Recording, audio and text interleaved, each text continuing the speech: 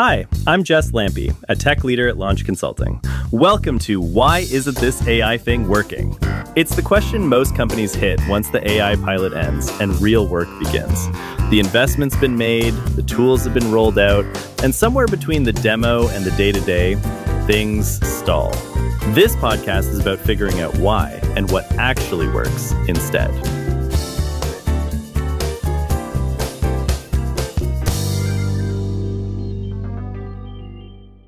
I have the pleasure of introducing Luke Julia.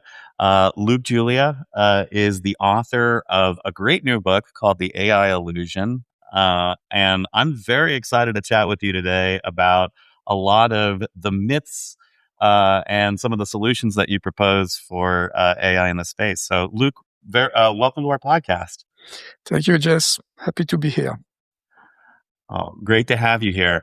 First off, I want to start off with the subtitle, which links to your primary, what you define as like the primary myth of the book that you're looking to expose.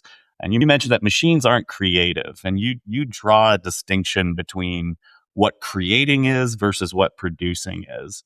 For the lay individual, how do you define that to catch them up to speed on what the distinction is between something that can create and something that can produce? Yeah, I mean, we need to go back a little bit, in time first to understand what is AI in general, right? I mean, a lot of people believe that they know what is AI, but I mean, I believe they don't. So, a previous book that I wrote, 6-7 years ago, was called "There is no such thing as artificial intelligence." So it's too bad because I'm doing AI for the past 40 years. So it's too bad that it doesn't exist. But what I meant by that is that the AI that doesn't exist is the one that, unfortunately, people, are being presented to. The AI that I call the Hollywood AI, the AI that is in the science fiction movies like Terminator or like Her. This AI doesn't exist. And so we need to be very careful, to tell the truth about AI. And in the past 4 years now, unfortunately, the big guys in the Silicon Valley, and I live in the Silicon Valley for a while, the big guys in the Silicon Valley are not being honest about AI, what AI is really. It's just a bunch of tools, after all. It's not this magical thing that is going to do everything. And this quest towards, AGI, artificial general intelligence, doesn't mean anything. So this is what I mean. And so means that the word intelligence is a complicated word. So we shouldn't have called, those tools AI, intelligence, artificial intelligence. There is a good expression that came much later, in the 80s, that is machine learning. This is exactly what it is. We put data, in those machines, to create models, and the machine learn, the models and the data, and then, create the models. And then, we can interrogate the machines towards those models. And this is very much what AI is today and for the past, 40 years now. So I think that we did a mistake calling that AI 70 years ago, because it's in August, 1956 that it started to be called AI. But it's called AI. So, but now the new AI is called Gen AI, Generative AI. And so this time we didn't make any mistake. It's generating. It's generating, the data. It's generating whatever you ask from the model. It's not creating anything. It's generating from. If somebody, is creating something, it's you. It's you because of the prompt, what you are going to ask the AI. You are going to be the creative being using the tool AI that is going to generate whatever you are asking and whatever you are creating. So I want to be very careful when we do this distinction, in vocabulary, to be sure that we use the right word. The machine generates AI, Gen AI, and we create. And the creativity is not something that is We are not geniuses creating something every day, incredible. A lot of the creativity is coming from inspiration. A lot of creativity is coming from models, and this is what we're using those AIs for. We're using the models, and they are using the models to generate whatever we're asking. But sometimes we humans are going out of the models. We are doing something, that is innovation that nobody did before. It's not coming from a model. It's not coming from something that is known already. So it's not coming from something that we're just going to generate from. It's coming from a spark of genius. Genius is somewhere, and we don't know where it's coming from. And boom, we invent something, and that is pure creativity. And this is unique to humans. Absolutely. I liked one of the parallels you drew when explaining that myth between generative AI models and auto-tune. And what I thought was super compelling about it is my takeaway from it was, I think both have kind of earned a negative reputation as their impact on the arts. But your point ultimately is, oh no, it's they are ultimately are tools that can be leveraged by creative people to be creative things. Does using one make you not creative? Not necessarily. It's ultimately how you're choosing to approach the tool at your disposal. Exactly.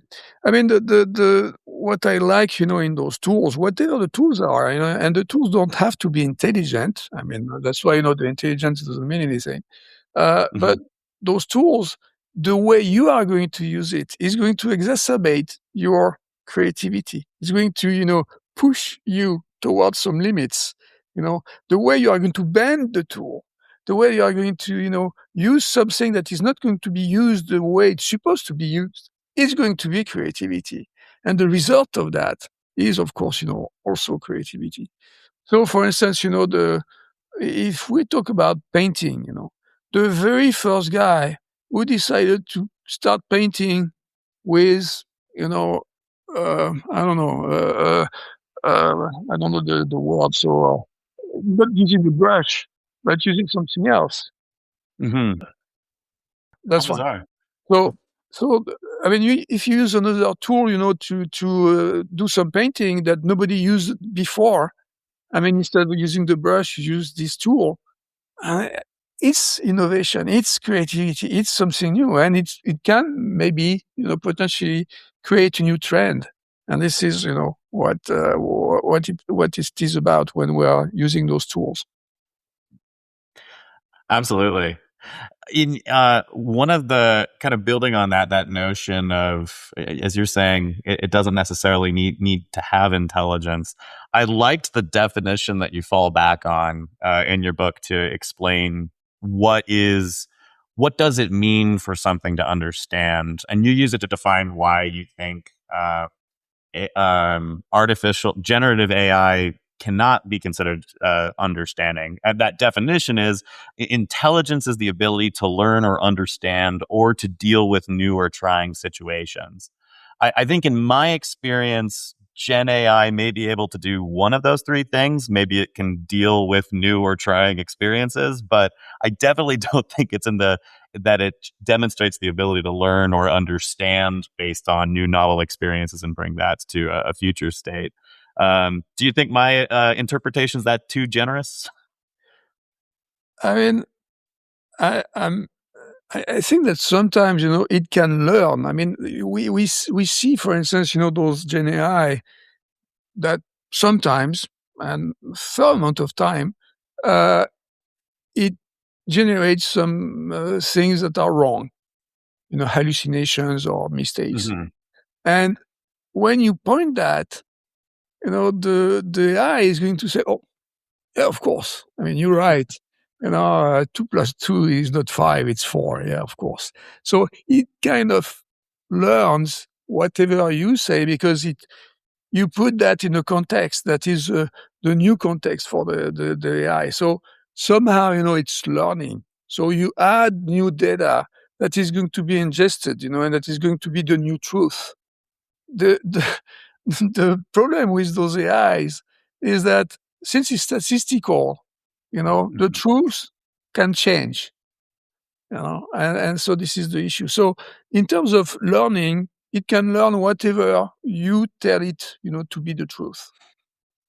In terms of reacting to the world or to whatever is happening, and to be able to be in front of new situations, to have this ability to do something that is unexpected. I think that is not possible because it is expected in the model. Mm-hmm. We need to understand that everything that the AI is doing, it's somewhere in the model. It can be, two different things. So, for instance, that's why, it's lying sometimes. That's why it doesn't have the truth, because in the same model, you can have an answer, for two questions that are going to be one is wrong, one is true. And so statistically, it can take the wrong one sometimes, or the good one sometimes. So, but if it's not in the model, it's not there. It's very much like at the very beginning of those AIs, the statistical AIs back, in the 80s, we were doing some recognizers. So very simple recognizers. Recognizer of cats, right? An AI that is going to recognize cats. And we were putting, 100,000 images of cats in the models. And it was a model with 100 images of cats. And there were no images of dogs. And it was only cats, and we knew it was cats, and so it had a good image, a good idea of what a cat was. And little by little, we added, those models, we added complexity, we added data. But by adding complexity and data, potentially we added also some dogs in the model. So statistically, it started to do more and more mistakes because the models became, bigger and bigger, and potentially actually worse and worse. It is amazing looking back on the evolution of those tools over time, the early precursors for how we were building and training the models in order to originally we were performing very narrow and specific tasks. I think now that we're just, for a lot of these generative AI solutions, we're doing it at the scale, we're doing it with the amount of data that a lot of that narrow task confusion has kind of been obscured away, and now we're able to see more things.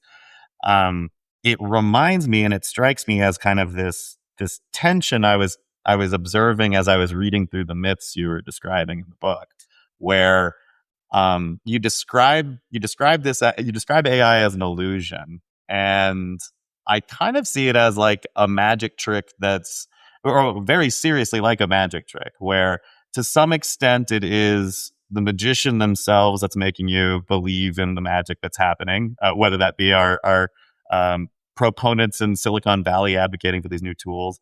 But a large part of it is also just the impression we are putting onto what's being presented to us.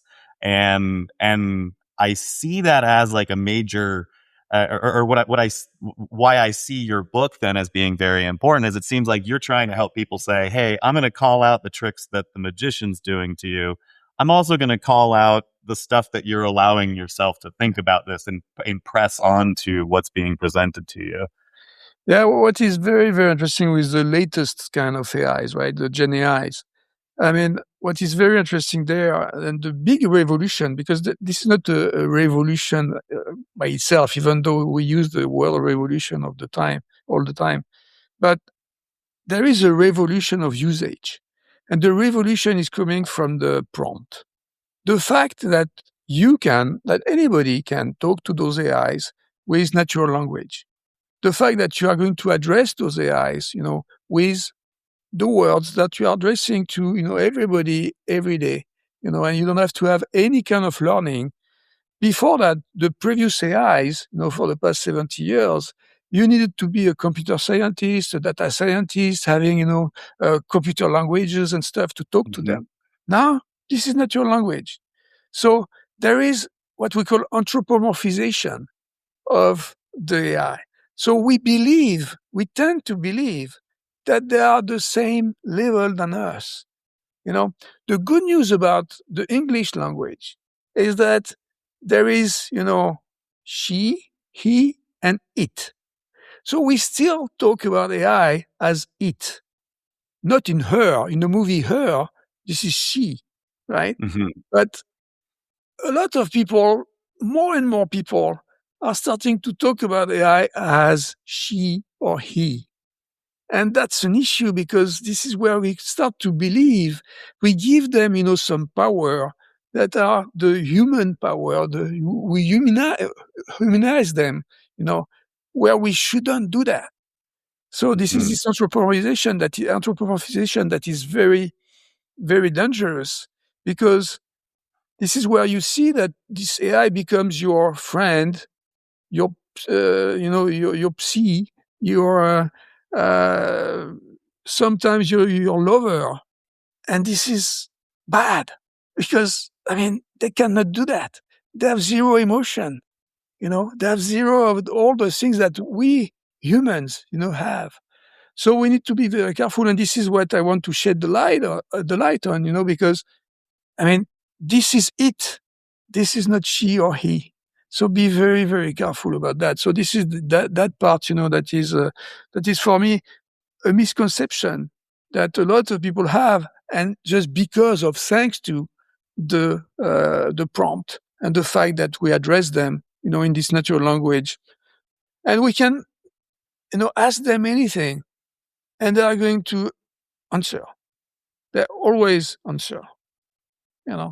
If you have a real friend, if you have a real people, sometimes when you ask them stupid questions, or when you ask something that is totally ridiculous, they are going to be, just flabbergasted, right? And they're not going to answer you, right? The AI That is was a always, great question. yeah, the AI is always going to not always agreeing with you. If you ask, if the Earth is flat, hopefully, it's going to tell you that, yeah, there are some people who believe that the Earth is flat, but the Earth is not flat. But hopefully, it's going to say that. But it's going always to have an answer for you. It's going always to want to have this conversation, because this is the way those AIs are supposed to, work for you, and make, you addict basically to this, to those conversations.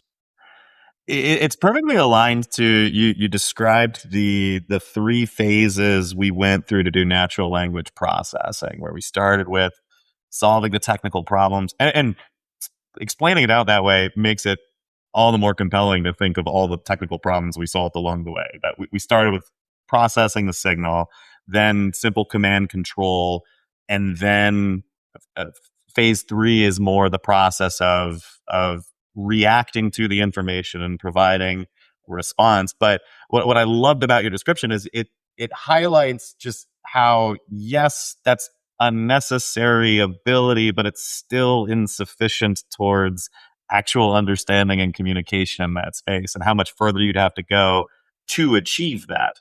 Yeah, because us humans, we don't rely only. Sometimes we do. It depends, what is the context and stuff. But usually, we don't rely only on the speech itself. We rely on other cues, like gestures, like context. If I tell you, something like, look at that. Look at that doesn't mean anything until you see that. You know, so that's, the thing that is called multimodal communication. The multimodal communication is what we are. And today, we put a lot on the Gen AI, and a lot of those AIs, that are the new ones, are based on text. So only the text, only the natural language. When there are the other 4 senses, maybe 5, other 5, maybe there are 6 senses, maybe there are more than that. But anyway, so we should rely, and we do rely in conversations, on other senses than just, the voice, or the what we hear or what we see. We feel also, and there is this context that is also very, very important. that is telling us stuff that is part of the conversation. And when you put the exact same words in different contexts, we all know that the interpretation can be totally different. And this is what is the danger also, of having only texts as references, for those languages, for those AIs, because after all, they just have the text. Absolutely. Now that kind of ties into one of the things that I really appreciated in your book is, and it kind of spanned myths 2 and 3. You introduced the concept of the human as a designer of AI, and oftentimes people are fearing what AI can do, and as if the AI is the one doing it. You introduced the notion of AI will typically only do what the designer has enabled it to do. Sure, there can be some side effects and things like that, but it's within the realms of how the user intended it to operate. Do you feel that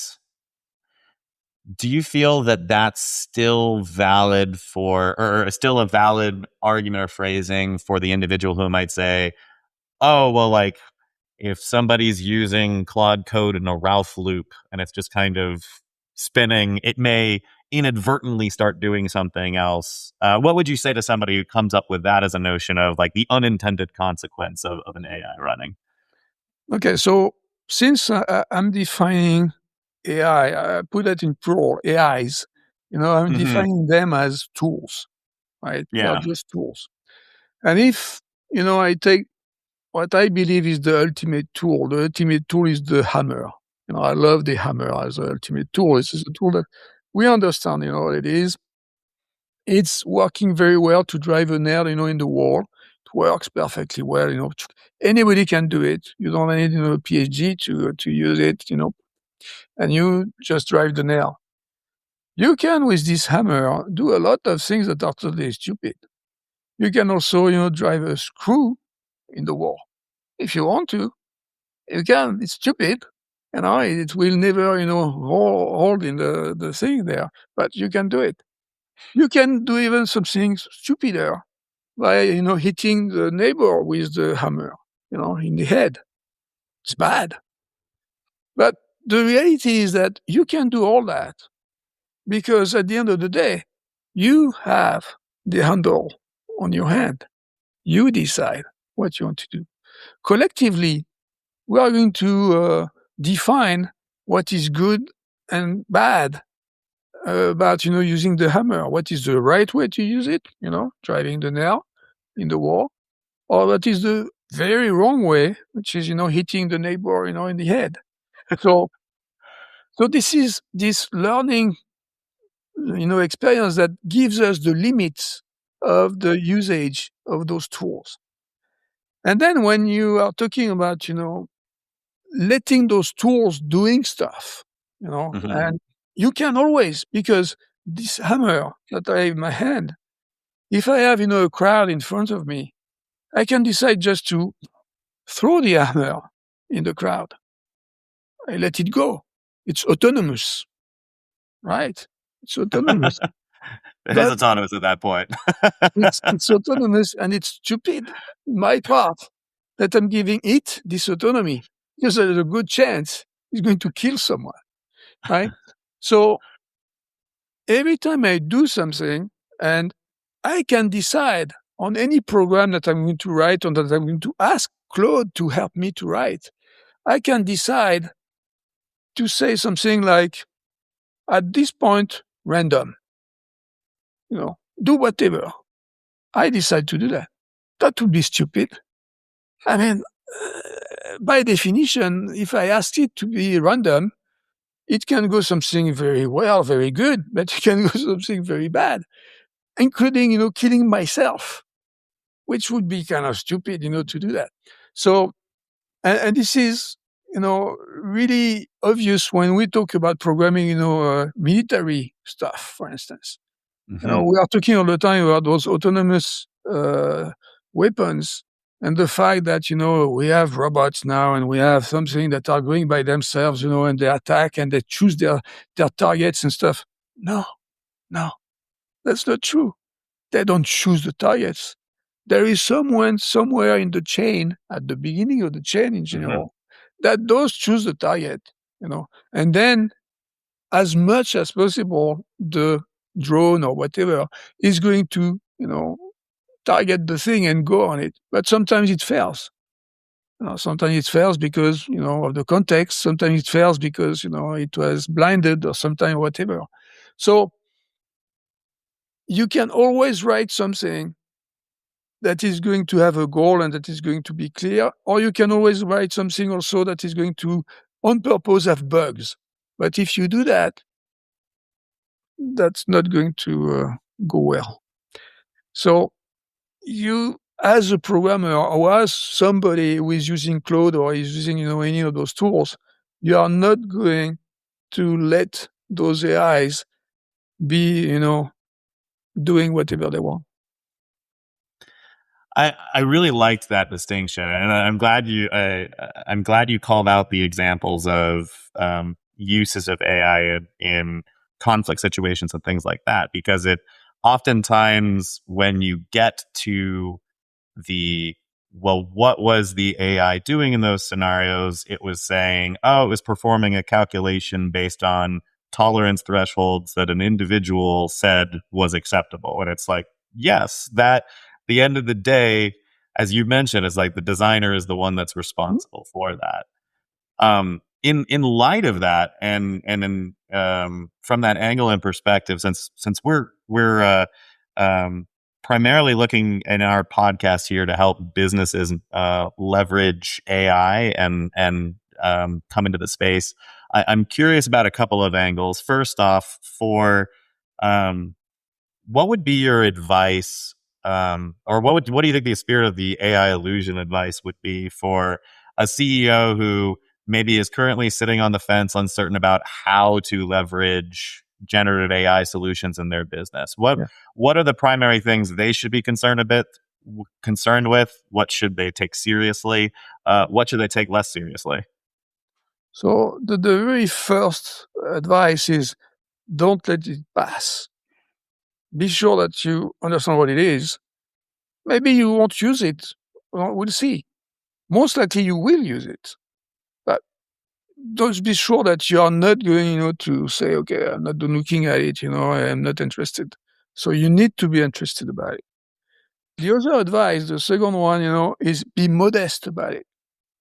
So don't try to boil the ocean, Don't try to say that it's going to solve everything in your business and that it's going to lay off all your people, and you are going to be rich because the AI is going to do everything.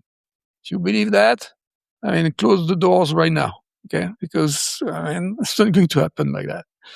So be sure to be modest means go to talk to the different jobs, people that are doing all those jobs, and look at the tasks in the jobs, and look at with them, try to find the tasks that are going to be so simple that it can be handled by the AIs, right? So this is what I call the modest part of it. We start small, and little by little, by doing what we call agentic AI, or by doing, the AI that are going to grow, around the domain, we can add more and more capabilities. But start small, and be sure that you're not going to tell the people that they are going to be replaced by AI. They are not going to be replaced by AI. They are going to be augmented by AI. That's why I like the AI, like augmented intelligence. This is my intelligence that is augmented by the tool. Maybe, I'm going to do the things faster. Productivity, is going to go up thanks to the AI. Great. Maybe it's not going to be faster, but it's going to be better, which is a form of productivity as well. So be sure that you find all those tasks, and little by little you add them to the string of tasks that you are going to add, to those tools. and then you are going to be proficient, in terms of AI in your company.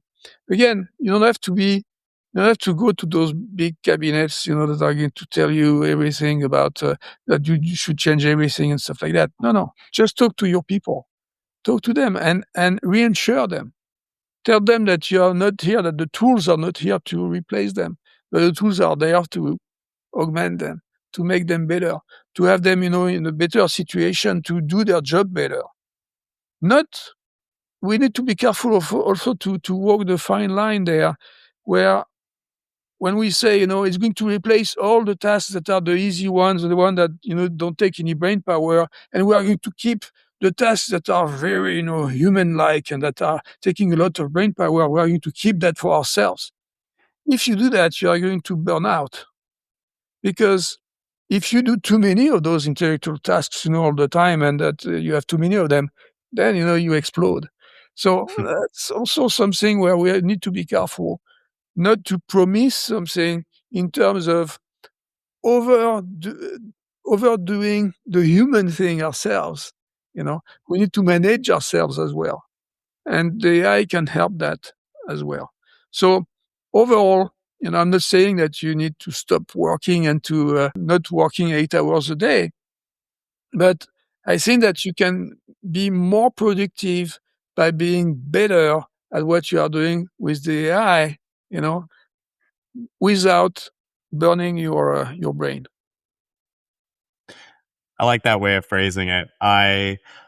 Because I like to think that I am fairly sensible in how I do use AI, but I definitely do feel like the tendency to be like, oh, I can suddenly have something do the vast majority of a chunk of work that would have just been labor intensive or difficult for a slog of reasons. I can now have that done instantly, but it doesn't then lead to relief. It actually accelerates you to the tougher decisions you then have to make about, okay, well, now what? And then I have to make decisions about where I'm going next. And it's interesting to describe that as the more human element of it. And it is, I mean, ultimately making a decision and making a choice is something that the AI model's not really capable of understanding at this phase. But it is the harder part. It is the more human part, but you don't necessarily can't always be more human in that sense. Exactly. Yeah, we need to have to strike a balance there that is going to be interesting, and to, manage the time and manage ourselves. To be sure that we are not going to overburn again, whatever we are. So we need to be careful on that. But the thing is that using AI is also sometimes, a very good exercise just to do some kind of drafts, Mm-hmm. when you have some, it depends on the task, it depends on the job that you are doing, but sometimes you just want to kind of daydreaming, right? You want to imagine stuff and so on. And AI could be a very good thing there, to just uh, put together some drafts for you that you are going to allow yourself to look at them and to be creative, actually, thanks to whatever the AI generated for you, And it's going to be, if I'm talking about a very specific, job of a designer. A designer, the designers were the people who were the most worried about their jobs. At the beginning of those Gen AI, they really started, back in July 2022 with DALI and stuff like that. And it was really designers who said, "Okay, shit, I'm going to be replaced by those things." And so when you put them, when you put in their hands the tool and you explain that now they can, you know, go somewhere else, and instead of doing some long drafts on Photoshop, they can just, in one word, express some ideas that they have, and the AI is going to generate it in a very crude way, but they are going to immediately, because this is where the immediacy, is very interesting.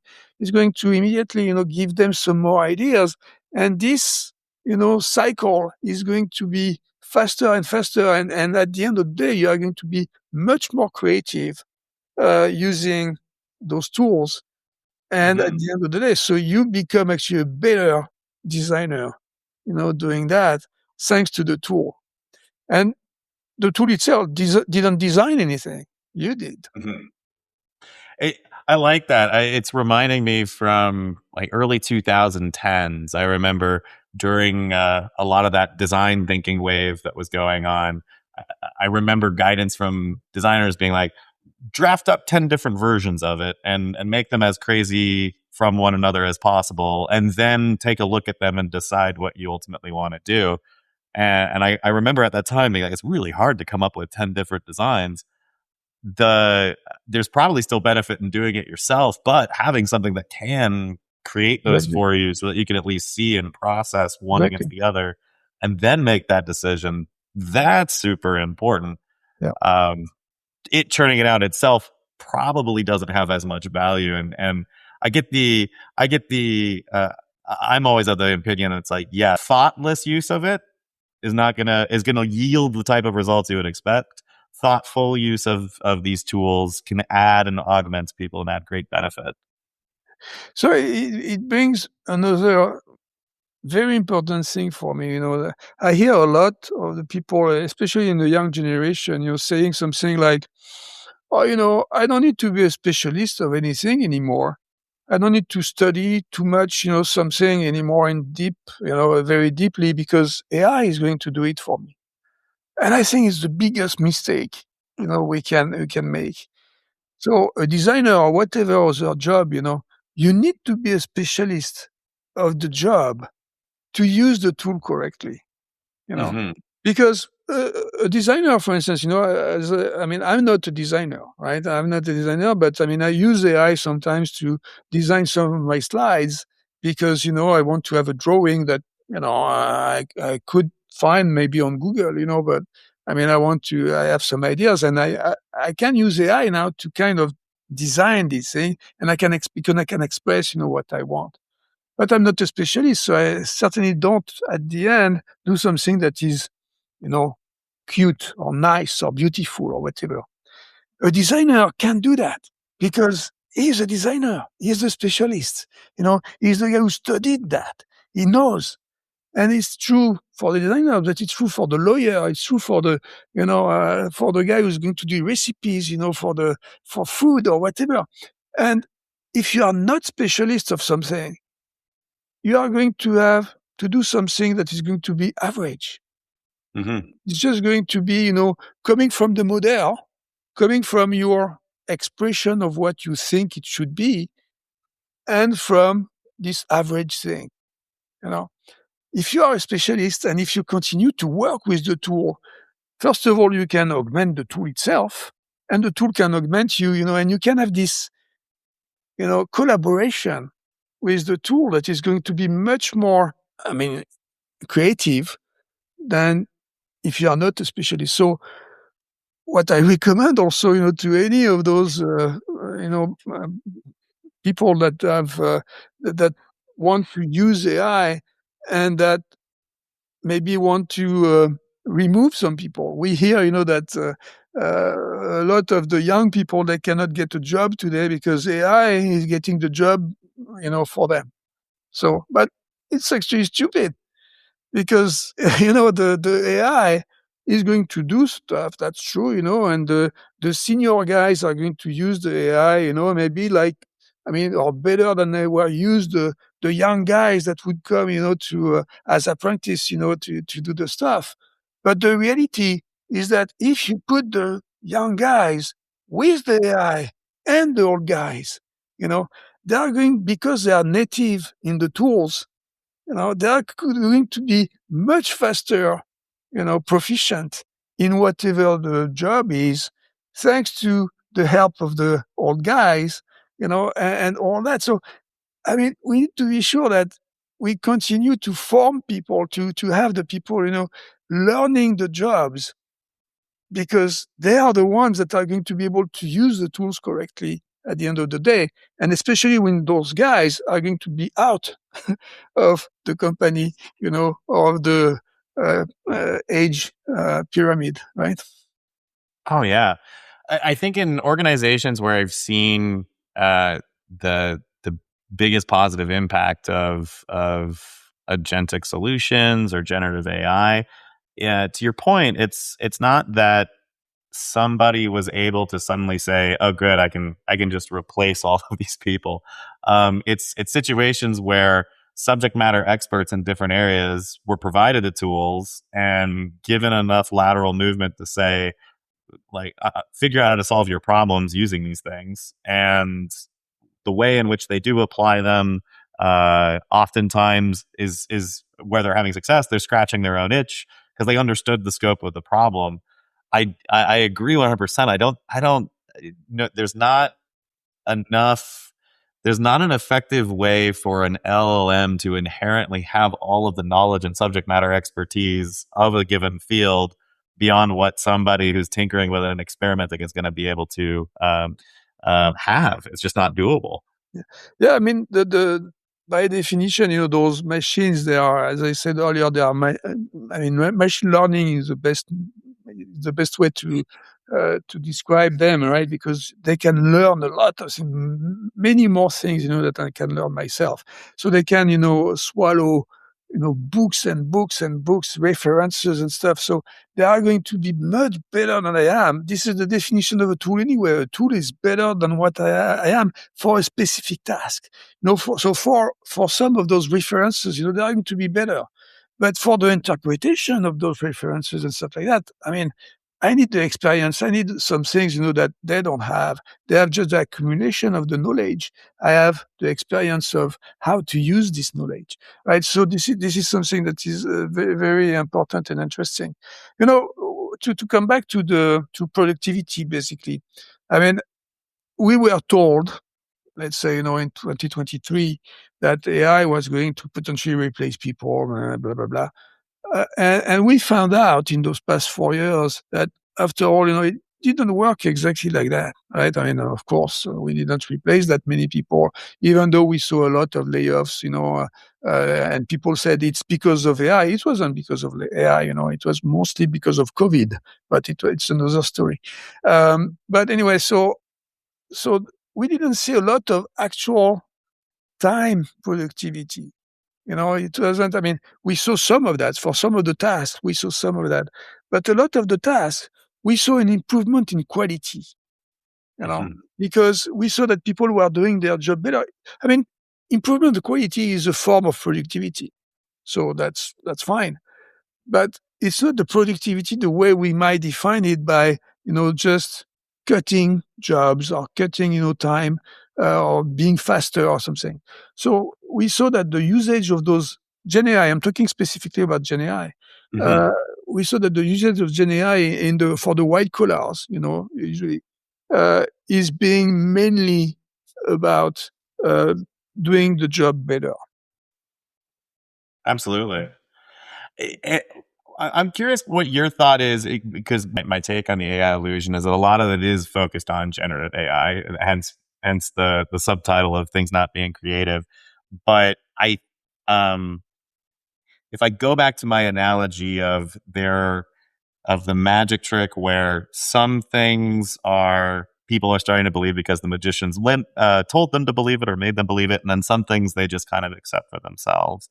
One of the areas I feel like people are doing a lot of accepting that for themselves is they hear about Gen AI, and because they misassociate it with artificial general intelligence, they assume it's going to be doing all sorts of problems. And what I often see is uh, in this space, there are still a lot of things that were more in the traditional realm of statistical approaches or other machine learning tactics to solve different problems that don't go to a generative AI randomly picking out the next word in a sequence in order to judge and decide what to do. You kind of tie up your book with uh, suggestions of how people could avoid some of the pitfalls of AI and being more thoughtful in how we're using it. Do you see that distinction between those two as being a way forward, or being more mindful of the different options that are out there aside from just Gen AI as being a good strategy for folks in various fields to be mindful of? Yeah, I mean, we need to realize, and most of the time we do, when we reflect it a bit, we need to realize that, I mean, there have been a past, right? Everything didn't start in July 2022. So there is a lot of things that happened back, in the past 70 years in terms of AIs, and we have been applying a lot of those AIs, in different domains and for very successful tasks. We found a lot of use cases that are very interesting that are working. I mean, I can come back, to the what we used to call the logical AIs, right? I mean, everything that we were doing in terms of decision trees and stuff like that, that were, mainly in the early robotics and stuff like that. I mean, it's still working, and it's working very well. We're going to replace that with the new technology that potentially is going to use more resources and more stuff, where it's working very well with what we have today. And after that, in the 80s and 90s, machine learning, deep learning, in the 2000 years, I mean, it also found a lot of very interesting use cases that we are still using today, and we are not going to replace that by those Gen AI, because Gen AI are not meant for that. So just we need to remember what we did before and not throw everything that has been done just to do the new shiny stuff, because the new shiny stuff is good for some use cases, but we are still looking for those new use cases, right? I mean, there is this study from MIT in August 2025 that is showing that 95% of the POCs that have been done in 23, 24, 25, I mean, 95% didn't give any ROI, right? Because we thought that it was going to, change everything, blah, blah, blah. We tried stuff. It didn't work. It's normal, actually, because it's still in the period of innovation. As I said earlier, we gave these tools to everybody because it was easy to use, because of the prompt. So everybody was able to do stuff, to try stuff. So we had a lot. I mean, thousands and thousands and thousands of POCs, but only 5% gave ways to something that is good enough. So, I mean, I think that it's very important to remember the past and to understand that we are at the very start of those Gen AIs, and that those, 5% of good POCs, tomorrow there will be, maybe we'll find more and more of those modest, as I said, use cases, but we are going to find more and more. And by the way, tomorrow or the day after tomorrow, there will be a new kind of AI that will come, and that would be maybe, more frugal, maybe, more whatever, and that we are going to find some other use cases for, right? So it's a continual evolution of this science, because it's not science fiction, this science that we're working on for the past 70 years. And this is what is very interesting in AI, is that we are creative enough, us humans, to create those new tools, to help us to be better at the next generation of the tasks that we want to apply. And if we believe that those AIs, they are going to somehow replace us, and kill us or whatever, I mean, first of all, we'll be stupid to do them, to make them, because it would be that we will kill ourselves. So maybe, we are not that crazy. But if we really believe that it's going that way, I think that we should read back what a philosopher, economist said, back in the early of the 20th century, who did look at the real industrial revolution, that was in the mid 19th century. And Schumpeter was his name. Schumpeter looked at the Industrial Revolution, and he said, look, I mean, with this thing, we created a lot of tools, a lot of new things, it was a real revolution. And at the end of the day, there were more jobs, not less, So this is what we call the creative destruction or the destructive creation. That is, every time we kill something, in terms of a task or something, we create actually another task, and not only for mastering the tool itself that is going to help for the task. So we need to be careful not to say that it's going to go down. We need to be optimistic, about the what is going to happen next. The technology is going to help us if we use it the right way, and if we learn enough about it to use it the right way. Absolutely. I like in your book you have a section where you're describing how educators and workplace should treat Gen AI. And from an educator's perspective, I really liked your take on the goal shouldn't be to hardcore ban it and keep it out, but to teach the critical thinking necessary to work with it to figure out how to do that. In the workplace, how do you see, or what advice would you give to an organization that is looking to bring that same sort of thoughtfulness that you would do to a university to get people to be thinking critically about it? What would you do in a workplace in order to get folks critically working with it? And this is what I had the chance to do, in the last job that I did. I mean, I brought some AIs, to people who were reluctant to use it. Right? They were afraid of it. I talked about the designers, but the best way to do it is actually to bring the tools to them, to work with them, and to show them, that by using the tools, they are going to, by practicing it, they are going to be just better. So the education is not a theoretical thing, and the critical thinking is not a theoretical thing. Is that you play with it and you see if it works or if it doesn't work.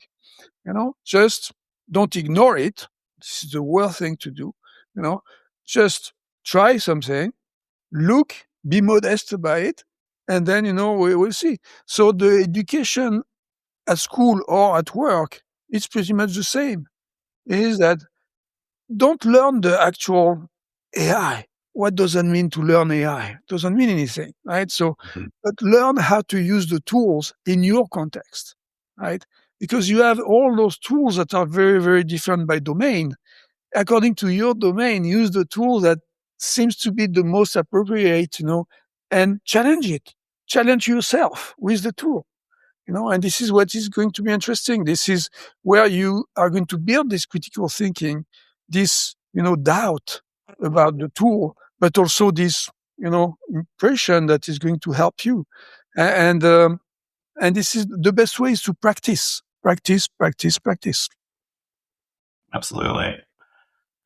Well, Luc, I really appreciate your time today. This has been a delightful conversation. I've thoroughly enjoyed your book. I highly recommend anybody out there picking up a copy of AI Illusion, Why Machines Can't Be Creative. I want to say thank you so much for joining us today, and hope to have great future conversations with you. Thank you, Jess.